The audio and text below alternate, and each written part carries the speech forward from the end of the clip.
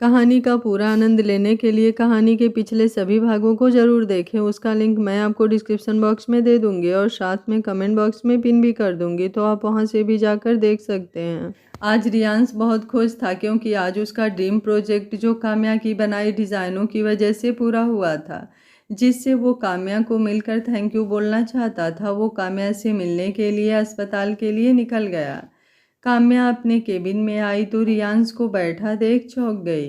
आप यहाँ सच में हैं? वो अटकते हुए बोली तो रियांश ने मुस्कुराकर उसे आगे बढ़कर हक कर लिया, जो कि काम्या के लिए किसी सदमे से कम नहीं था। वो तो बुत बने खड़ी थी। रियांश उस पर अपनी पकड़ कसते हुए बोला, thank you thank you thank you so much. सिर्फ तुम्हारी वजह से ही ये पॉसिबल हुआ है, वरना शायद नहीं हो पाता। Thank you. काम्या के तो मानो शरीर में एक नई तरंग उठ गई रियांश के स्पर्श से। उसने इस स्पर्श को महसूस कर अपनी आंखें बंद कर ली और जब तक अपना हाथ रियांश की पीठ पर ले जाना चाहा, वो उससे अलग हो चुका था। काम्या वो उसकी चेयर पर बैठाते हुए खुशी से उसका हाथ पकड़कर बोला, तुम्हें पता है तुम्हारी डिजाइन्स मैंने जब ऑफिस में जाकर देखी तो एक पल को तो मुझे बहुत गुस्सा आया था कि तुमने मेरी बात ना मानकर उसमें इतने चेंजेस क्यों किए।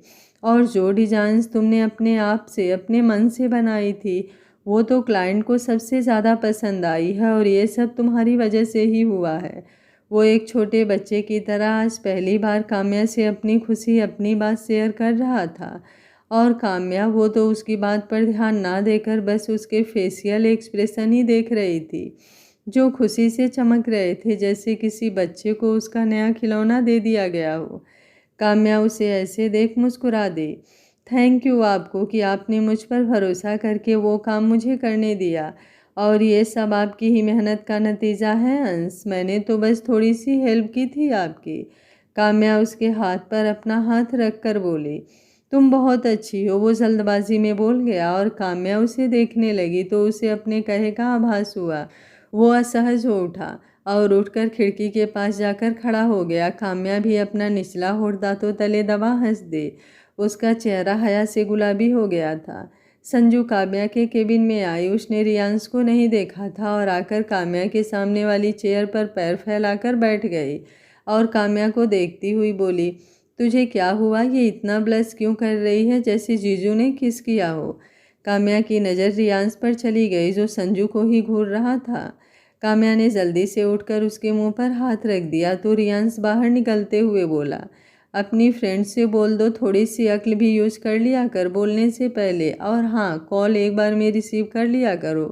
काम्या ने जल्दी से हाँ में गर्दन हिलाई। रियांश बिना उसकी प्रतिक्रिया जाने ही वहाँ से जा चुका था। संजू के मुंह पर अभी भी काम्या का हाथ था। काम्या बेचारा सा मुँह लिए दरवाजे पर देख रही थी। संजू ने उसके हाथ पर काट लिया तो काम्या ने आह बोल अपना हाथ जल्दी से हटा लिया। कामू, वो सच में यहाँ थे? तूने बताया भी नहीं। वैसे तब तो मेरी बात सच हुई होगी ना, जैसे तू ब्लश कर रही थी और जीजू वहाँ जाकर खड़े थे, या उससे भी कुछ ज़्यादा? काम्या उसके सिर पर मारते हुए बोली, तुझसे थोड़ी सी भी मेरी खुशी देखी नहीं जाती ना? कितने खुश दिख रहे थे और तूने उनका मूड खराब कर दिया। संजू शरारत से उसे देखकर मुस्कुराते हुए बोली, ओह, ये क्यों नहीं बोलती कि तेरे रोमांस में डिस्टर्ब कर दिया, उनका मूड खराब कर दिया। ओह, प्यार तो होने लगा है मेरी जान, तू मान या ना मान। बोल संजू हंसते हुए बाहर चली गई। काम्या ने अपने दिल पर हाथ रख आंखें बंद कर ली और बोली, ये संजू ना पूरी की पूरी पागल हो गई है। इसे हमेशा इश्क मोहब्बत ही सूझती है। वैसे अंश, आज आप यहाँ आए, खुद से मुझे हक किया। मैं बता नहीं सकती आज मैं कितनी ज़्यादा खुश हूँ। कुछ तो यह एहसास है जो सिर्फ आपके पास होने से होता है। आपके करीब जाते ही धड़कनें बगावत पर उतर जाती हैं। पति ना सही, दोस्त के नाते ही आपने मुझे अपनाया, यही बहुत है अभी के लिए। रियांश और काम्या के बीच जब से दोस्ती हुई थी उनके बीच बातें होने लगी थी, और जो थोड़ी बहुत हिचक थी वो अभी भी रियांश में मौजूद थी। लेकिन वहीं काम्या उससे कुछ भी बोलने में नहीं सोचती थी। रियांश उसे डांटता भी नहीं था, और कभी किसी बात पर बुरा लगे तो अपने गुस्से को कंट्रोल करने की कोशिश करता था। हमेशा आप करने वाले कब तुम पर आ गए ये समझ ही नहीं पाए। आज 1 महीने बाद रियांश को बेस्ट बिजनेसमैन का अवार्ड मिलना था और पूरी फैमिली को जाना था, तो सब रेडी हो रहे थे। रियान शावर लेकर बाहर आया। उसने स्काई ब्लू कलर की शर्ट एंड ब्लैक जीन्स पहन रखी थी। काम्या जो कि चूड़ियाँ पहन रही थी। काम्या ने ब्लैक साड़ी पहन रखी थी जिसमें वो बहुत ही खूबसूरत लग रही थी। वो रियांश को अपनी आंखें छोटी छोटी करके घूरने लगी। रियांश ने उसे इग्नोर किया और ड्रेसिंग टेबल के पास आकर उसके पीछे खड़े होकर बाल बनाने लगा। काम्या ने देखा तो पीछे मुड़कर जल्दी से उसके बाल बिखेर दिया। अब वो उसे गहरी नज़रों से घूरने लगा और बिना कुछ कहे उसकी बाह पकड़कर वहाँ से हटाकर खुद खड़ा होकर फिर से बालों को सेट करने लगा। काम्या ने फिर से वही किया। क्यों इरिटेट कर रही हो? कितनी बार बोला है कि मेरे बाल कोई ख़राब करे मुझे पसंद नहीं, और तुम्हें समझ में नहीं आती ये बात? वो चिढ़ते हुए बोला।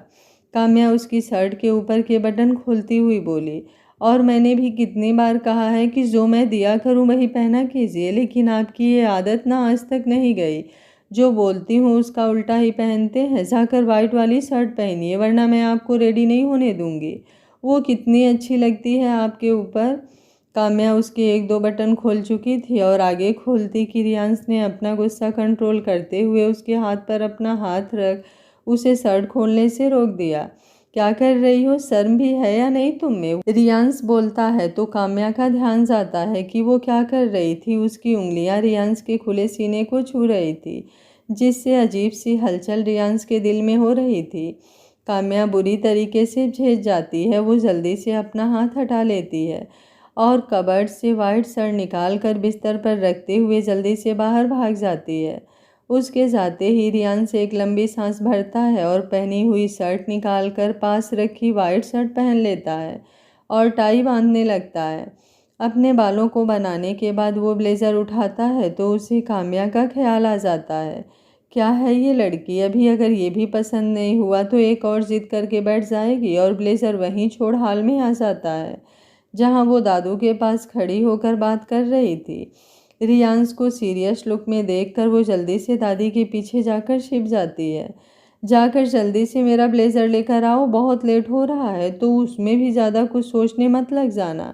शर्ट और वॉच की तरह बोल वो सोफे पर बैठ जाता है तो दादू दादी अपना मुंह दबाकर हंसने लगते हैं। काम्या भागते हुए एक ब्लेज़र लाकर उसको पहनाने लगती है तो रियांश उसका हाथ हटाकर जल्दी से पहन लेता है। मुझे पता है इस लड़की को मेरा पहना हुआ नहीं पसंद आएगा, और देखो दूसरा ही लेकर आई है, वो मन ही मन बोलता है। फिर सब गाड़ी में बैठकर निकल जाते हैं। कुछ ही देर में वो अवार्ड सेरेमनी वाली जगह पहुंच जाते हैं जहां बहुत भीड़ थी और मीडिया भी। जैसे ही वो लोग गाड़ी से उतरते हैं मीडिया उन्हें घेर लेती है। काम्या को इन सब से बहुत घुटन हो रही थी तो वो रियांश की बाँह पर अपनी पकड़ कस देती है। रियांश को जब महसूस होता है तो वो गार्ड के उन्हें हटाने का इशारा करता है और वो उन्हें सेफली अंदर पहुंचा देते हैं। सबसे आगे ही उनकी फैमिली के बैठने का इंतज़ाम था। रियांश अपनी फैमिली के साथ जाकर सीट पर बैठ जाता है। बाकी और भी बड़े बड़े बिजनेसमैन कई शहरों से आए हुए थे और सब बैठे थे। रियांश के एक बगल काम्या बैठी थी और दूसरी साइड दादू दादी और उनके बगल अमान। स्टेज पर खड़े जजेस कई लोगों को उनके काम के अकॉर्डिंग बुलाकर उन्हें पुरस्कृत करते और फिर बोलते हैं अब बारी है उनकी जिन्होंने अपने अकेले के दम पर इतनी कम उम्र में ही अपने बिजनेस को ऐसे मुकाम पर पहुंचाया है जहां बड़े बड़े लोगों का सपना होता है लेकिन सब सफल नहीं हो पाते हैं। और आज की युवा पीढ़ी के आदर्श और आप सबके जाने माने रियांश सिंह राठौर को best businessman of the year का अवार्ड दिया जाता है। So mister Rathore please come on the stage. तालियों की गड़गड़ाहट के साथ रियांश फुल एटीट्यूड में ब्लैक गॉगल्स लगाए स्टेज पर आता है और अवार्ड लेता है तो चारों ओर से सारे कैमरामैन उसकी फ़ोटो लेने लगते हैं। काम्या भी मुस्कुराते हुए अपनी फ़ोन में उसकी एक दो फ़ोटो ले लेती है। वो रियांश को कुछ लाइंस बोलने को कहती है तो रियांश बोलना शुरू करता है। आज मैं जो कुछ भी हूँ जहाँ भी हूँ मैं सिर्फ़ और सिर्फ अपने दादू दादी की वजह से हूँ जिन्होंने हमेशा मुझे सही रास्ता दिखाया, और आगे बढ़ने का जुनून मुझे मेरे माँ पापा से मिला है। जब तक मेरे माँ पापा थे मैंने हमेशा उन्हें काम के प्रति जागरूक ही देखा है। आज ये अवार्ड भी मेरे माँ पापा को ही जाता है। दिस इज़ फॉर यू पापा। वो अपना हाथ ऊपर करके बोलता है तो तालियों की आवाज़ गूंज जाती है और वो नीचे आकर दादू को अवार्ड देकर उनके पैर छूता है। फिर सब आकर उसे कांग्रेचुलेट करते हैं और उसे कई बुके भी देते हैं जो वो लेकर तुरंत अमन को दे रहा था। बाहर ही डिनर करके वो सब घर आते हैं। आते ही रियांश रूम में चला जाता है और काम्या जाकर दादू को पहले दवा देती है, फिर किचन में जहाँ गौरी थी उसके पास जाकर उसे खाना देती है, क्योंकि उसने गौरी और राजू के लिए भी पैक करा लिया था। गौरी दूध गर्म कर रही थी। काम्या उसके पास वहीं स्लैब पर बैठ जाती है तो गौरी बोलती है, अरे भाभी आप जाकर चेंज करके रेस्ट कीजिए, मैं दादू को ले जाकर दे दूँगी। काम्या ओके बोल रूम में चली जाती है। वो देखती है रियांश बेड से सिर टिकाकर एक फ़ोटो हाथ में लिए बैठा था। उसने चेंज भी नहीं किया, बस ब्लेजर निकाल दिया था और शर्ट की एक दो बटन खुली थी। उसकी आंखों में नमी थी ये देख काम्या दौड़कर उसके पास चली जाती है। काम्या दौड़कर रियांश के पास पहुंच गई, पर रियांश अपने हाथ में ली हुई फ़ोटो पर अभी भी नज़र जमाए नम आँखों से उसे देख रहा था। काम्या की नज़र अब फ़ोटो पर पड़ी तो वो भी उसके बगल में बैठ गई। रियांश के हाथ में अयांश और रिया की तस्वीर थी, जिसमें रिया ने रियांश को गोद में उठाया था। काम्या रियांश के कंधे पर हाथ रखती है तो उसे एहसास होता है कि काम्या उसके पास बैठी है। वो कभी भी किसी को अपना टूटा हुआ रूप नहीं दिखाता था। काम्या को पास देख वो जल्दी से खड़ा हो जाता है और जाने को कदम बढ़ाता है तो काम्या उसका हाथ पकड़ लेती है। लीव मी, वो बिना पलटे बोलता है। उसकी आवाज़ का भारीपन काम्या जान लेती है और उठकर पीछे से ही उसे हक कर लेती है। उसकी आंखों में भी आंसू आ गए थे रियांश को ऐसे देखकर। काम्या जब दूर नहीं हटती तो वो भी अपने आंसू नहीं रोक पाता और मुड़कर उसे पकड़ लेता है। काम्या उसकी पीठ सहलाने लगती है तो वो रो पड़ता है। क्यों नहीं है आज ये मेरे साथ? क्यों हर मोड़ पर माँ बाप को कमी महसूस होती है? हर मोड़ पर ज़िंदगी की। तुम्हें पता है अगर आज वो होते तो उनके चेहरे की खुशी देखते बनती। मुझे कभी भी कुछ नहीं चाहिए था। ये धन दौलत ट्रॉफी जीत हार मेरे लिए कुछ मायने नहीं रखती। ये सब अधूरा है उनके बिना। जिसे भी मैं दिल से चाहता हूँ क्यों मुझसे दूर हो जाता है। आज सच में उनकी कमी बहुत खल रही है, जिसे कोई समझ नहीं सकता, कोई भी नहीं। वो रोते हुए बोलता है। काम्या अभी भी उसे गले लगाए खड़ी उसकी पीठ पर हाथ फेर रही थी। वो उसे बिस्तर पर बैठाती है और पानी पिलाती है। रियांश उसकी गोद में सिर रखकर लेट जाता है तो काम्या उसके बालों में हाथ चलाने लगती है। जल्द ही उसे नींद आ जाती है। काम्या भी बेड से सिर टिकाकर जाने कब सो जाती है। सुबह काम्या की नींद खुलती है तो देखती है वो बच्चों के जैसे काम्या की कमर पकड़कर सो रहा था। ये देख उसके होठों पर मुस्कान तैर जाती है। उसका हाथ होले से हटा वो उठ जाती है और फ्रेश होकर किचन में चली जाती है। गौरी, भाभी क्या बनाऊँ आज? काम्या बोली, पहले तो दादू दादी के लिए दलिया और जूस बना दो, बाकी मैं चाय बनाती हूँ। और हाँ, दादी को पकौड़े खाने थे तो चाय के साथ उनके लिए वो भी बनेंगे। गौरी हाँ बोल दलिया बनाने लगती है तो काम्या चाय चढ़ाकर पकौड़े बनाने की तैयारी करने लगती है। जब सब लगभग बन जाता है तो काम्या राजू को सबको बुलाने को भेज देती है। काम्या और गौरी सब लाकर डाइनिंग टेबल पर लगाते हैं। दादू बोले, बहू रियांश कहाँ है? काम्या राजू को देखती है तो बोलता है, भाभी भैया तो अभी उठे थे और अब फ्रेश होने गए होंगे। काम्या बोली, ठीक है, अच्छा आप दोनों खाइए, मैं उनको रूम में लेकर दे देती हूँ। दादी बोली, हाँ तुम अपने लिए भी वहीं लिए जाओ, साथ में खा लेना। काम्या बोली ओके और एक प्लेट में सब परोस कर रूम में चली जाती है। रियांश अपनी शर्ट खोज रहा था। काम्या प्लेट टेबल पर रखकर उसे शर्ट उठाकर देती है तो रियांश की नज़र उस पर पड़ती है। वो शर्ट पहन लेता है। काम्या उसे नाश्ते का बता जाने लगती है तो वो उसकी चूड़ियों से भरी कलाई पकड़ लेता है। काम्या उसकी ओर देखती है तो वो उसका हाथ पकड़कर खींच लेता है, जिससे वो उसकी पीठ आकर रियांश के सीने से लगती है। वो उसकी खुली कमर पर अपने हाथ रख लेता है और उसके कंधे पर चेहरा रखकर उसके गालों को चूम लेता है तो काम्या के चेहरे की रंगत गुलाबी हो जाती है। वो उसकी कमर पर अपनी उंगलियां चलाकर अपना हाथ उसके पेट पर ले जाने लगता है तो काम्या की आंखें अपने आप बंद हो जाती है। वो रियांश के हाथ पर अपना हाथ रख देती है जो उसके पेट पर अभी भी हरकत कर रहे थे। मेरी वाच कहाँ है? मिल नहीं रही, खोज दो। यह आवाज़ उसके कानों में पड़ती है तो वो देखती है रियांश उससे दूर ड्रेसिंग टेबल के सामने खड़े होकर ये बोल रहा था और अभी जो वो देख रही थी वो खुली आंखों का सपना था। वो अभी भी नाश्ते की प्लेट हाथ में लिए खड़ी थी। हाँ, मैं निकाल देती हूँ, वो टेबल पर प्लेट रखकर बोलती है और ड्रॉर से वॉच निकाल कर देती है। वो बिस्तर पर बैठ जाती है और उसे तैयार होते हुए देखने लगती है। काम्या बेवकूफ़ डफर क्या क्या सोचती है। ये सब ना रोमांटिक मूवी देखने का ही नतीजा है। असल ज़िंदगी में ऐसा कुछ भी नहीं होता, या शायद होता होगा। मेरे केस में ये नहीं है, क्योंकि मैंने अभी तक अपने दिल की बात नहीं बोली है। जिस वजह से ये समझ नहीं पा रहे, वो अपने मन में बोलती है। हो क्या गया है तुम्हें? बार बार बके क्या जा रही हो? तबीयत ठीक है? हॉस्पिटल नहीं जाना क्या? चलो मैं छोड़ देता हूँ, रियांश उसके पास आकर बोलता है। तो काम्या अपनी ख्यालों की दुनिया से बाहर आ जाती है।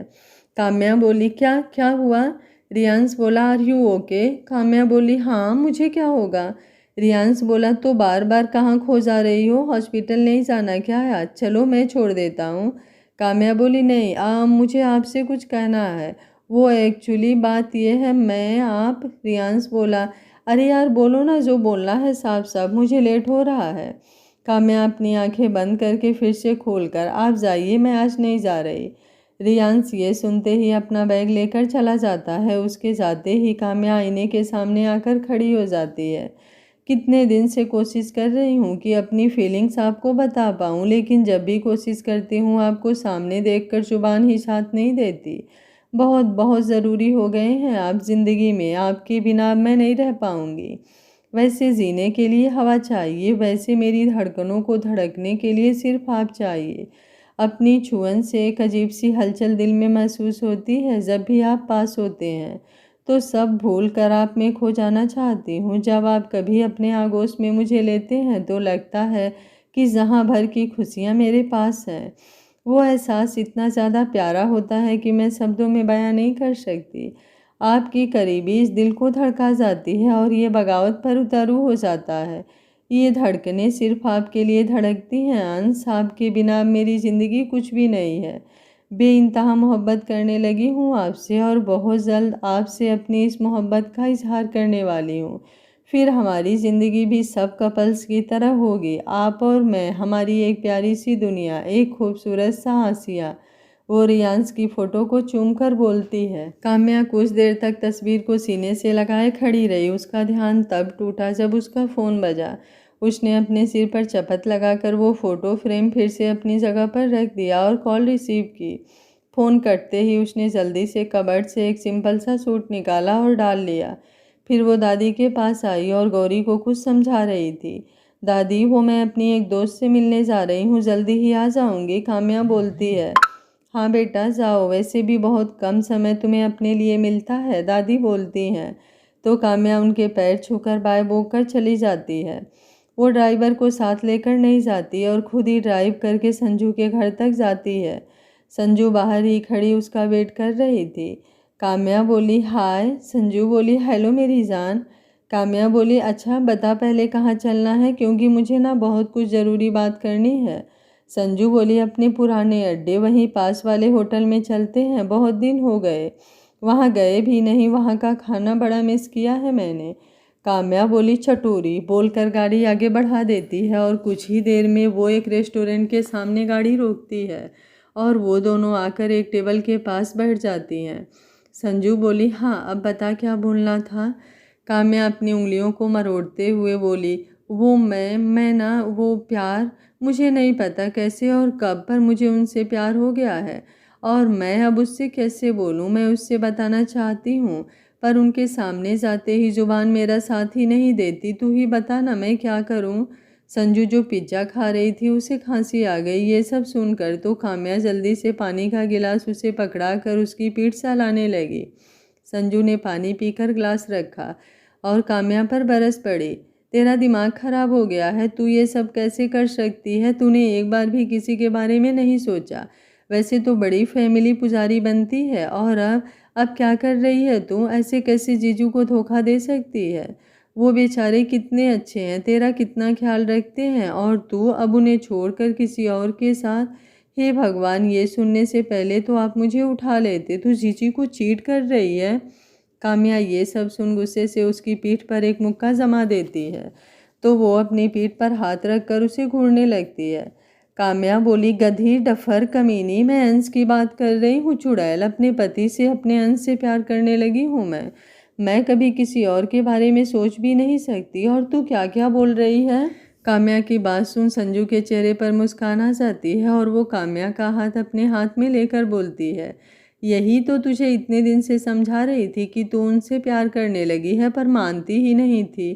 काम्या शर्म से सिर झुकाकर, हाँ, पर अभी एहसास हो गया है, अब दूरियां बर्दाश्त नहीं होती, मैं आगे बढ़ना चाहती हूँ हमारे रिश्ते में। संजू उसका चेहरा उठाकर उसके चेहरे की हया को देख शरारत से बोलती है, पर यह बात तू मुझसे ना बोलकर जीजू से बोलती ना, तो वो अभी तक तुझे किसी कर लेते। चल अभी मुझसे ही काम चला ले। और वो उसके गाल पर किस कर लेती है। काम्या उसे दूर करके घूरने लगती है तो वो हंस पड़ती है। काम्या बोली, संजू बकवास मत कर, तू कुछ सजेस्ट करना कि कैसे उनसे बोलूँ ये सब, क्योंकि मैं बोल ही नहीं पा रही ये उनके सामने। संजू बोली, तो एक पेपर में अपनी फीलिंग्स लिख कर दे देना, या फिर रेड रोज। काम्या मुंह बनाकर बोली, ये सब एकदम बकवास आइडिया है। संधू कुछ सोचते हुए बोली, जो बोलूँगी वो करेगी ना पक्का? काम्या बोली, क्या? संजू उसके कान में कुछ बोलती है तो काम्या की आंखें फैल जाती है। तू कितनी बदतमीज होती जा रही है, मैं ऐसा कुछ नहीं करने जा रही। संजू आंखें मटका कर बोली, तो मत कर रहा है ऐसे, सिर्फ यही तो कहा है कि जब आए तो उनका मुंह मीठा करा देना, बिना कहे ही समझ जाएंगे। या फिर काम्या जल्दी से उठकर उसके मुंह पर हाथ रख कर बोलती है, बस बस, अब कान्हा जी के लिए प्लीज़ कोई आइडिया मत दे, इतने बहुत हैं। अरे तुम दोनों यहाँ क्या बातें हो रही है? आवाज़ कान में पड़ते ही काम्या उसके मुंह से अपना हाथ हटाकर सामने देखती है तो पॉकेट में हाथ डाले रियांश खड़ा था और ये उसने ही बोला था, जीजू आप आइए ना, हम तो आपके बारे में ही बातें कर रहे थे। कामू बोल रही थी कि आपको, नहीं मेरा मतलब आपसे, वो आगे बोलती कि काम्या उसके मुंह में पिज्ज़ा डाल देती है तो उसका मुंह बंद हो जाता है। रियांश हंसते हुए पास पड़ी चेयर पर बैठ जाता है और काम्या से बोलता है, वो कुछ बता रही थी और तुमने उसका मुंह ही बंद कर दिया। अच्छा बताओ, तुम भी तो कुछ कहने वाली थी ना, सुबह मुझे लेट हो रहा था पर अभी टाइम है। काम्या बात बदलते हुए बोली, आप यहाँ? रियांश बोला, हाँ, वो कुछ काम से आया था। संजू काम्या के कान में बोली, बोल देना, मौका भी है और दस्तूर भी। रियांश बोला, ये तुम्हारी क्या खुसुर फुसुर चल रही है इतनी देर से, लगता है मुझे नहीं आना चाहिए ना, कंटिन्यू करो, मैं चलता हूँ। काम्या बोली, नहीं नहीं आप रुकिए ना, ये तो बस ऐसे ही कुछ बता रही थी, कोई खास बात नहीं। संजू बोली, ये खास नहीं थी तो खास क्या होगा? काम्या उसे घूरती है तो वो चुप हो जाती है। रियांश बोला, संजू तुम बताओ, ऐसी क्या बात है जो तुम बताना चाह रही हो? ये अब कुछ नहीं कहेगी और काम्या के मुंह पर हाथ रख देता है। संजू खुश होकर बोली, थैंक यू जीजू, और मैं ना आपसे ये कहने वाली थी कि पहले प्रॉमिस कीजिए कि गुस्सा नहीं करेंगे और जो मैं मांगूंगी मिलेगा। रियांश ने हाँ में सिर हिला दिया। संजू बोली, मुझे ना मासी बनना है, छोटे बेबीज मुझे बहुत पसंद है, तो मैं इसे ना वही समझा रही थी कि शादी को काफ़ी टाइम हो गया है और अब तुम मुझे मासी बोलने वाला आ जाना चाहिए, या कम से कम न्यूज ही सही। संजू की बात सुन रियांश बुरे तरीके से झेप जाता है और अपनी नज़रें झुका लेता है। वहीं काम्या का भी यही हाल था। वो संजू के पैर पर कसकर मारती है तो वो अपना पैर सहलाने लगती है। उसे पता था कि जो उसने किया है काम्या अब उसे छोड़ेगी तो है नहीं, इसलिए वो जल्दी से अपना हैंडबैग उठाकर बाय बोल काम्या को आई विंग करके जाते हुए बोलती है, सोचना ज़रूर इस बारे में, और जीजू आपने हाँ भी बोला था। वो चली गई थी पर काम्या की हिम्मत नहीं हो रही थी नजरें उठाने की। वो धीरे से बोलती है, सॉरी, वो पागल है, कुछ भी बोल जाती है, आपको बुरा लगा हो तो आई एम सॉरी उसकी तरफ से मैं। रियांश काम्या के चेहरे को देखता है जो अभी भी अपनी नज़रें नीचे किए बैठी थी, उसके हाथ पर अपना हाथ रख देता है तो काम्या उसे देखने लगती है। रियांश बोला, कोई बात नहीं, मैं इतने दिन में कुछ तो उसे जान ही गया हूँ, कोई वो कभी भी कुछ भी बोल जाती है। अच्छा ये बताओ क्या खाओगी? यहाँ के छोले भटूरे बहुत अच्छे हैं, मैं ऑर्डर कर देता हूँ, पसंद है तुम्हें? काम्या हाँ बोल देती है तो वो वेटर को बुलाकर ऑर्डर बताता है। वो अपने मोबाइल में कुछ देखने लगता है तो काम्या की नज़रें उस पर ही जम जाती है और वो अपने गाल पर हाथ रखकर उसे ही प्यार से देखने लगती है। रियांश नज़रें फ़ोन पर ही गड़ाए बोलता है, क्या हुआ, ऐसे क्यों देख रही हो? ऑर्डर आ गया है, खाना शुरू करो। काम्या उसका मोबाइल हाथ से छीनकर, और आप भी। रियांश मुस्कुरा देता है और खाने लगता है, पर काम्या अभी भी शुरू नहीं करती। क्या हुआ, वो इशारे से पूछता है। आप खिला सकते हैं अपने हाथ से मुझे, वो हिचकते हुए बोली। तो रियांश उसे देखने लगता है तो वो सिर नीचे करके अपना चम्मच उठाने लगती है। तब तक वो एक निवाला उसकी ओर बढ़ा देता है। काम्या अब उसे देखती है तो वो खाने का इशारा करता है। काम्या की आंखों में जो बूंदें आ गई थी वो वहीं रुक जाती है और वो हल्का सा मुस्कुराकर खा लेती है। खाने के बाद वो बोलता है, अच्छा मैं चलता हूँ, अभी ऑफिस जाना पड़ेगा, तुम घर जाओगी ना? हाँ मैं चली जाऊँगी, गाड़ी लाई हूँ, काम्या बोली। तो वो दोनों लिफ्ट के साथ ही पार्किंग तक आते हैं और रियांश अपनी गाड़ी लेकर निकल जाता है। काम्या के चेहरे पर जहाँ भर की खुशियाँ थी इस समय। रियांश आज घर ना जाकर कई दिन के बाद अपने फार्म हाउस आ गया था। वो टेरेस पर खड़ा चांद को देख रहा था। आज उसका मन थोड़ा अशांत सा, या यूं कहें उसके मन में चल रहा था और वो उसे सही से समझ नहीं पा रहा था। रात के 10 बज रहे थे तभी उसका फ़ोन बज उठा। उसने नंबर देखा तो डॉक्टर साहिबा कॉलिंग दिखा रहा था। हेलो, कहाँ हैं आप? टाइम का कुछ ख्याल रहता है या नहीं? 10 बज रहे हैं और मैं कितनी देर से वेट कर रही हूँ, अभी तक खाना भी नहीं खाया मैंने आपकी वजह से।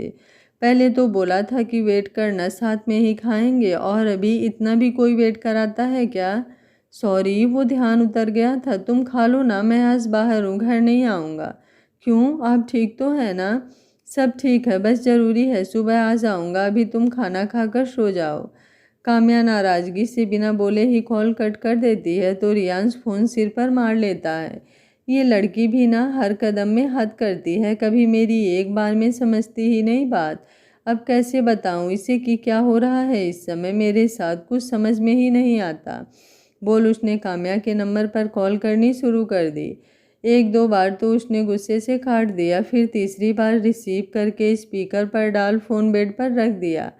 डॉक्टर साहिबा, इतनी भी नाराज़गी हर बात में अच्छी नहीं होती। सॉरी बोल तो रहा हूँ ना कि तुम्हें वेट करना पड़ा उसके लिए। प्लीज़ खाना खाकर सो जाओ, आगे से कभी ऐसा नहीं करूँगा ना। अभी के लिए प्लीज़ अपने अंश की बात मान जाओ ना, वो काम्या को मनाते हुए बोलता है। उसने इतने प्यार से बोला था कि काम्या का गुस्सा छूमंतर हो गया था, लेकिन फिर भी उसने कुछ नहीं बोला और मुस्कुराते हुए कॉल कट करके मोबाइल को चूम लिया। कितने दुष्ट हैं आप, नाराज भी कोई कैसे हो? इतनी प्यारी बातें करते हो कि गुस्से की वजह ही भूल जाती है। शायद इसी वजह से स्पेशल हो, वो मुस्कुराकर बोलती है। इधर रियांश कॉल कट जाने के बाद उसे मैसेज छोड़ देता है, बात मान जाओ ना, कुछ काम है तभी घर नहीं आया। इस टाइम फार्म हाउस में ही हूँ, सुबह आ जाऊँगा, खाना खा लेना। चाँद को देखता हुआ वो बोलता है, मम्मी यार देखा आपने, कितना परेशान करती है मुझे आपकी ये बहू। आपको पता है ये लड़की जब से ज़िंदगी में आई है बहुत कुछ बदल कर रख दिया है। कभी कभी मेरी माँ बन जाती, जाने कैसे परेशान होता हूँ तो बिना कहे जान जाती है। जब भी मन करता है कि कोई हो जो उसे कसकर गले लगा कर बोले, मैं तेरे साथ हूँ हमेशा, ये वो सब करती है। मुझे नहीं पता ज़्यादा कुछ, पर हाँ ये ज़िंदगी का एक खास हिस्सा बन चुकी है। लगा नहीं था कि मैं कुछ निभा पाऊँगा इससे रिश्ता, पर अब समझ में ही नहीं आ रहा है कि कैसा रिश्ता इससे जुड़ चुका है जो इसे कभी उदास नहीं देख पाता। जब भी ये उदास या शांत होती है तो लगता है मेरे अंदर कोई तकलीफ़ हो रही है। जब खुश होती है तो पूरे घर को सर पर उठा लेती है। हाँ बस एक ही बात पर गुस्सा आता है, हमेशा अपने मन का ही करती है। यहाँ तक कि कपड़े भी उसकी ही पसंद के पहनने पड़ते हैं। और मम्मी सबसे बुरी आदत, जब देखो तब मेरे इन प्यारों वालों को ख़राब करती रहती है। पता नहीं क्या मज़ा आता है उसे इसमें, पागल है पूरी की पूरी। बोलते बोलते उसके चेहरे पर सुकून भरी मुस्कुराहट आ जाती है और वो वहीं पड़े काउच पर बैठ जाता है। सुबह रियांश जब घर आता है तो बाहर के पार्क में उसे काम्या दिख जाती है जो एक डॉगी के सफ़ेद छोटे से पपी को गोद में उठाए प्यार से खिला रही थी। वो पेड़ के पास खड़ा होकर उसे देखने लगता है। इस समय उसे काम्या में सबसे मासूम और चुलबुली बच्ची दिख रही थी। कितना क्यूट हो आप, आपकी मम्मा कहाँ हैं जो आप अकेले अकेले टहल रहे हो आज? मम्मा खो गई बेबी की? कोई बात नहीं, मैं हूँ ना, हम मिलकर आपकी मम्मा को ढूंढेंगे। और अगर नहीं मिली, हाँ नहीं मिली तो ना मैं आपको अपने घर ले चलूँगी। पता है आपको मेरे घर में ना दादी दादू अंश सब हैं और सब आपको इतना प्यार करेंगे ना कि मम्मा की कमी महसूस ही नहीं होगी। वो उसके माथे को सहलाते हुए बोली तो वो कूं कूं करने लगा, जिस पर वो खुश हो गई। कुछ देर पार्क में इधर उधर ढूंढने के बाद भी जब डॉगी नहीं मिली तो काम्या उसे गोद में उठाए अंदर आने लगी। उसे लगा कोई पीछे है। वो पलटी तो रियांश जल्दी से पेड़ के पीछे छिप गया। किसी को ना देख वो उसे लेकर घर के अंदर चली गई। उसके जाने के कुछ देर बाद जब रियांश अंदर आया तो वो हॉल में उस पपी के ऊपर हाथ फेर रही थी और वो कटोरे के दूध को पी रहा था। काम्या बोली, दादू ये कितना प्यारा है ना, हम इसे रख लें क्या प्लीज़? दादू बोले, हाँ मैं भी यही सोच रहा हूँ, कितनी इतनी ठंड है बाहर तो ये बीमार हो जाएगा और बहुत छोटा भी तो है ना। काम्या खुश होकर बोली, थैंक यू दादी। तभी उसकी नज़र रियांश पर गई। वो खुश होकर उसके पास गई और उसका हाथ पकड़कर बोली, वो देखो हमारा न्यू फैमिली मेंबर, कितना प्यारा है ना वो। रियांश कुछ बोलने ही वाला था कि पपी आकर उसके पैरों को चाटने लगता है तो रियांश चिल्लाते हुए सोफे पर चढ़ जाता है। वो उसके पीछे भागने लगता है। कायू हटाओ इसे, हट हट, वो जोर जोर से बोलता है। वो पपी भी सोफे पर चढ़ने की कोशिश करने लगता है। दादू रियांश और पपी को देखकर हंस रहे थे। वहीं काम्या रियांश के मुंह से अपने लिए कायू सुन किसी और ही दुनिया में पहुंच गई थी। आज पहली बार रियांश ने उसे ऐसा कुछ बोला था। वो कितना खुश थी बता नहीं सकती थी। क्या रियांश को अपने दिल के फीलिंग का एहसास होगा या फिर वो नबी की यादों में ही गुम रह जाएगा? आगे क्या होगा इस कहानी में जानने के लिए देखिए कहानी का अगला भाग। अगर आपको कहानी अच्छी लग रही है तो वीडियो को लाइक शेयर एंड चैनल को सब्सक्राइब कर लीजिएगा। Thank you for watching. मिलते हैं कहानी के अगले भाग में।